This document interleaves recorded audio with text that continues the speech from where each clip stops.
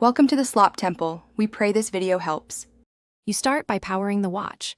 Press and hold the side button until the logo appears. You should charge to 50% or more so updates won't interrupt. Once powered, select language and region. This configures time and network settings. Make sure your phone's Bluetooth and Wi-Fi are enabled. Pairing requires both.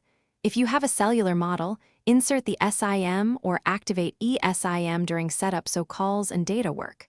Once done, the watch is awake and ready to pair. You now pair the watch with your phone through the companion app.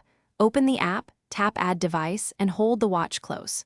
When a code appears on both screens, confirm it so Bluetooth pairing is secure and encrypted. Next, allow necessary permissions for notifications and sensors so the watch can mirror calls, texts, and track health data accurately.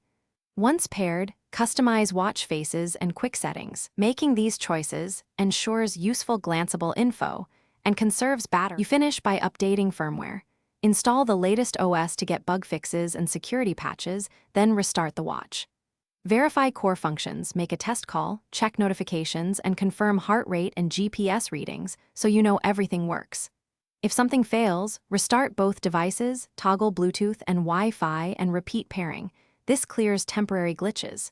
If issues persist, reset the watch to factory settings and set up again. Doing so often resolves persistent configuration problems quickly. Thanks for watching. Consider subscribing if we helped you.